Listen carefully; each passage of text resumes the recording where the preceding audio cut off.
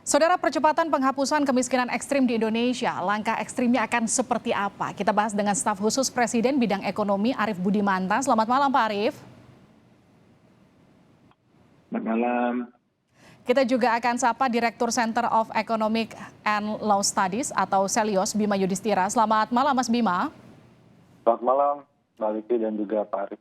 Oke, saya ke Mas Arief dulu. Mas Arief, ini kan angka kemiskinan ekstrim di 2021, koreksi saya kalau salah ya, itu angkanya 4%. Di 2024, di akhir masa pemerintahan Pak Jokowi, targetnya 0 sampai 1%. Apa jurus jitunya atau apa langkah ekstrimnya? Karena ini PR-nya berat sekali. Ya, yang pertama, instruksi Presiden ini menunjukkan satu komitmen dan keseriusan dari Bapak Presiden untuk mempercepat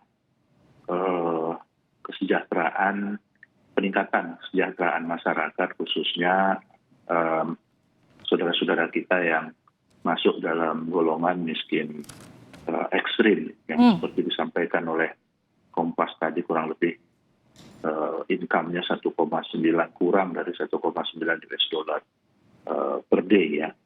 Dan sebenarnya impres ini sudah didahului dengan instruksi yang lebih operasional ya, melalui sidang kabinet di tahun 2021 lalu sudah mulai ada pergerakan untuk membangun percontohan program percepatan pengentasan kemiskinan ekstrim ini, seperti tadi yang disampaikan di wilayah 35 kabupaten kota di seluruh Indonesia gitu. Nah, untuk itu tentu impres ini akan mempercepat, mengarahkan, dan mensinergiskan seluruh program-program baik yang dilakukan oleh pemerintah pusat maupun pemerintah daerah dengan berkolaborasi juga dengan masyarakat, organisasi keagamaan, swasta untuk bersama-sama bergotong royong bekerja mengangkat derajat hidup dari saudara-saudara kita yang masuk dalam golongan miskin ekstrim. Tentu pemerintah masuk melalui program-program pemerintah. Kemudian yang dari swasta itu bisa masuk melalui program-program pembangunan masyarakat, CSR, filantropi. Organisasi masyarakat sipil bisa masuk melalui program pemberdayaan, organisasi keagamaan seperti organisasi-organisasi Basnas, organisasi Badan Infak dan Zakat dan Sadaqah, itu juga bisa masuk ke dalam program-program ini. Organisasi gereja juga sama, mereka juga banyak bekerja dalam golongan akar rumput. Nah, untuk itu maka impres ini di dalam formulasinya menugaskan kepada para menteri yang terkait agar membangun satu data sasaran, sehingga siapapun nanti bisa memanfaatkan data ini untuk berkolaborasi dalam menghapus kemiskinan ekstrim itu. Karena kunci daripada data ini menjadi penting agar kemudian konversi program, konversi kebijakan itu dapat terjadi dengan cepat. Baik, Pak Arief, tadi kan juga sempat Anda sebutkan dan juga ada di tayangan kita sebelumnya. Kita bahas soal daerah percontohan 35 kabupaten yang juga sudah lebih dulu diterapkan sebelum impres ini dikeluarkan. Dari area percontohan di 35 kabupaten itu udah ada progresnya belum, Pak Arief? Ada, Pak. Pada akhir tahun dilakukan semacam monitoring mini gitu ya, survei mini terhadap hasil yang akan kita lihat, dan itu tentu menjadi pembelajaran bagi kita dalam kerangka konvergensi program setelah impres ini terjadi gitu. Setelah impres ini terbit pada tanggal 8 Juni yang lalu, karena kita melihat dari sisi efektivitas program tentu masih banyak ya yang perlu dielaborasi, kemudian yang perlu dilakukan improvement, karena kemarin itu yang pada 35 kabupaten kota masih sepenuhnya merupakan inisiatif konsolidasi program yang dilakukan antara pemerintah pusat dan daerah ya. Baik, Pak Arief, ini kan sekarang ada fakta kita punya tantangan inflasi pangan. Ini kan juga akan jadi hambatan untuk pemerintah, akan makin sulit untuk mengatasi kemiskinan ekstrim. Ada nggak langkah jitu atau instruksi khusus dari Presiden ke kementerian terkait soal ini? Ada, kalau di dalam konteks penghapusan kemiskinan ekstrim tadi itu kan ada satu hal yang juga penting ya, selain mekanisme perlindungan sosial melalui program mengurangi beban pengeluaran. Kemudian yang kedua kan ada peningkatan pendapatan melalui pemberdayaan ekonomi. Nah, pemberdayaan ekonomi ini kan bisa juga dikerjakan, dioperasionalkan program-program untuk pengembangan katakanlah misalnya budidaya pertanian ya. Karena kalau kita bicara kelompok-kelompok miskin, golongan miskin itu kan kebanyakan di wilayah perdesaan dibandingkan di wilayah perkotaan populasinya. Nah, bicara wilayah perdesaan tentu bicara juga wilayah pertanian, wilayah budidaya pertanian. Itu satu hal yang bisa disinergikan, bisa dikonvergisikan antara program peningkatan produktivitas dalam konteks pangan, tetapi juga pada sisi lain ada peningkatan pendapatan melalui misalnya kegiatan-kegiatan padat karya untuk pembersihan saluran-saluran irigasi tersier, pembangunan jalan produksi di wilayah-wilayah produksi pertanian. Itu contoh-contoh yang bagian-bagian program yang selama ini juga sudah berjalan dilakukan.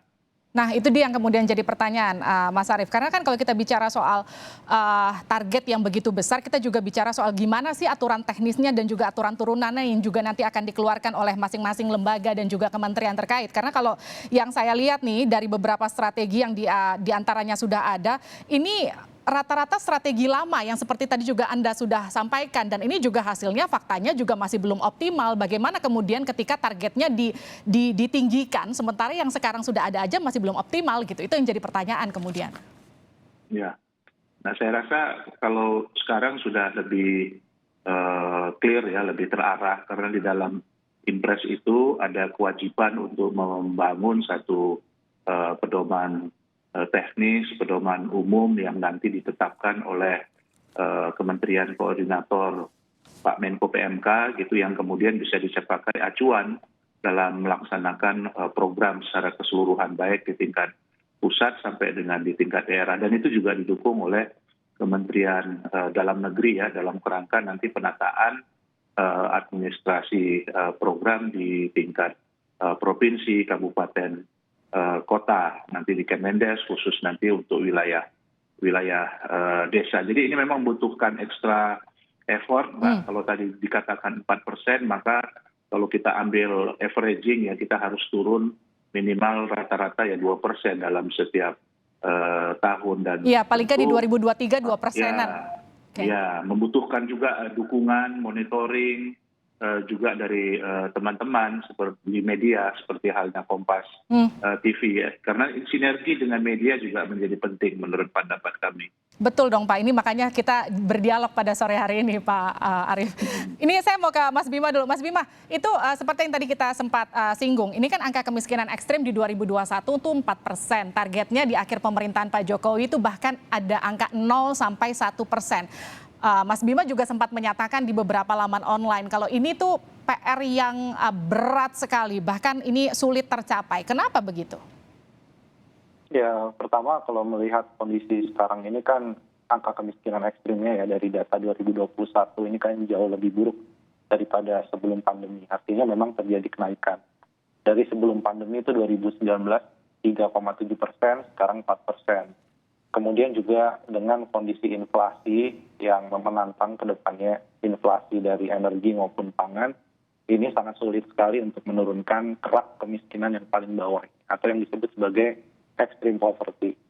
Karena sedikit saja misalnya ada penyesuaian di Pertalite mau diutak-atik harganya disesuaikan, kemudian juga misalnya LPG 3 kg akan ada penyesuaian, itu akan sangat sensitif sekali terhadap pengentasan kemiskinan ekstrim. Karena semakin miskin orang di Indonesia, maka dia akan sangat sensitif terhadap kenaikan harga barang secara umum. Kemudian kalau kita baca Impres, Mbak Livi, Impres itu isinya sebagian besar mengamanatkan terkait dengan data, pendataan, integrasi, validasi data. Jadi masalah yang fundamental aja belum beres sampai sekarang ini belum beres gitu. Jadi bagaimana soal pendataan ternyata masih ada ego sektoral, masih belum diintegrasikan dengan baik. Kemudian kalau kita lihat targetnya 0% di 2024, tentu ini butuh bukan sekedar pendataan, tapi juga bagaimana jaminan dari pemerintah terkait misalnya subsidi pupuk. Karena sekarang ini kantong kemiskinan di pertanian itu sangat sensitif terhadap kenaikan input produksi, khususnya alokasi subsidi pupuk. Kemudian juga pesisir. Jadi ekstrim kemiskinan yang ada di pesisir jauh lebih tinggi daripada rata-rata kemiskinan ekstrim 4%. Jadi bagaimana nih masyarakat di pesisir ini juga alokasi dan distribusi solarnya bagi para nelayan ini juga harus diperhatikan.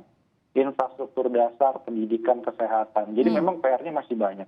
Kalau saya melihat bukan hanya kita menuju pada target 0% kemiskinan ekstrim, sekarang ini bisa kembali saja ke level pra-pandemi 3,7%. Itu jauh lebih bagus. Yang penting adalah langkah konkret apa yang bisa dilakukan pemerintah juga pemerintah daerah.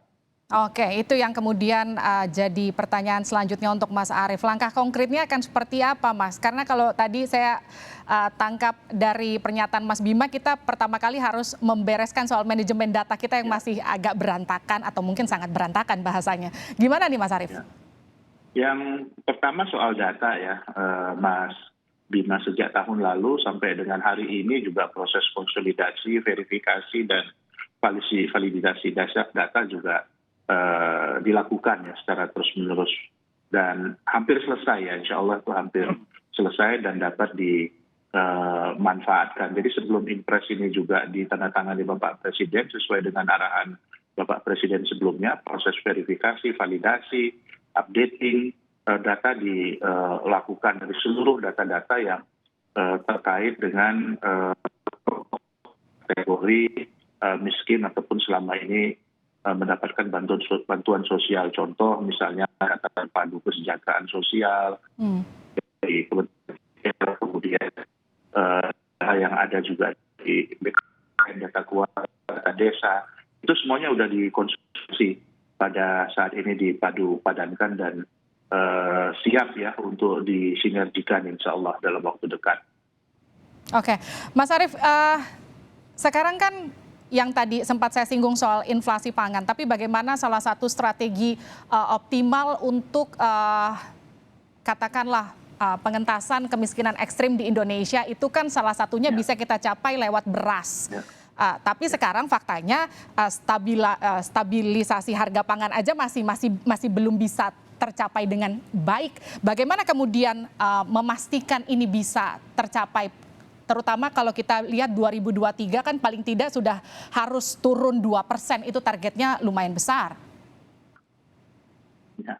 Yang pertama kan yang terkait dengan pengeluaran ya, pengeluaran inflasi itu kan nanti dikaitkan dengan pengeluaran. Kan ada strategi yang pertama itu akan adalah pengurangan terhadap beban pengeluaran, dan tentu itu mekanismenya adalah mekanisme perlindungan sosial ya, seperti yang sudah jalan pada saat ini. Tetapi di luar itu juga yang paling penting juga adalah menjaga stabilitas harga ya, menjaga stabilitas harga, terutama misalnya terkait dengan soal beras ya, kita harus juga mempertahankan dari sisi produktivitas budidaya pertanian kita pada saat ini ya, pada sisi panen maupun juga menjaga distribusinya supaya lancar. Itu misalnya Mbak. Jadi ada yang dimaksud dengan konvergensi program itu ya seperti itu ya, mensinergikan aktivitas yang menyangkut perlindungan sosial untuk mengurangi beban pengeluaran, tetapi juga pada sisi lain menjaga stabilitas harga dan meningkatkan produktivitas. Mereka juga bisa ikut terlibat dalam bekerja untuk misalnya budidaya pertanian, perbaikan sarana pertanian, kemudian melakukan proses distribusi dan seterusnya. Oke, terakhir untuk Mas Bima. Mas Bima, ini kan kalau kita lihat impresnya lagi, ini kan komprehensif banget ya. Jadi ini melibatkan ada banyak lembaga, kementerian, dan segala macam itu. Bagaimana kemudian strategi yang harus dilakukan pemerintah untuk memastikan sinergitas antar lembaga dan juga kementerian ini akan tetap terjaga, kita sesuai sama targetnya, bisa tercapai di angka 0-1%, meskipun kalau menurut Anda itu susah. Ya sekarang gini, misalnya terkait dengan masalah data, ini kan bicara sinkronisasi antar kementerian. Kita lihat lah misalnya Pertalite mau dibatasin menggunakan aplikasi My Pertamina. Itu kan artinya masih ada distrust antar lembaga terkait dengan data terpadu kementerian atau kesejahteraan sosial. Kemudian minyak goreng orang mau beli curah masih menggunakan aplikasi, bahkan kedepannya rencananya aplikasi Peduli Lindungi. Jadi artinya ini bukan sekedar masalah bansos bisa fokus tepat sasaran, tapi lebih dari itu, bagaimana tadi soal pangan dan energi yang merupakan komponen penting untuk mengurangi angka kemiskinan ekstrim. Itu saja antar kementerian lembaga dalam hal ini terang-terangan ya di depan publik itu tidak melakukan sinkronisasi data. Padahal katanya Pertalite untuk orang yang tidak mampu. Kenapa tidak pakai data terpadu kesejahteraan sosial? Untuk kemudian tadi banyak sekali program-program yang akhirnya menjadi mubazir dan akhirnya setiap kementerian mencari data siapa yang tepat sasaran, siapa yang berhak itu sendiri-sendiri. Jadi menurut saya ini yang paling penting. Kalau sinkronisasi data belum selesai juga sampai 2023, 2024, maka akan sangat susah memetakan. Apalagi dengan kondisi sekarang yang tadinya kelas menengah mampu membeli Pertamax. Jadi orang miskin baru sekarang nih ketika Pertamaxnya naik misalnya migrasi ke Pertalite. Dan Pertalite-nya dibatasi, mereka belum masuk ke dalam data terpadu tadi.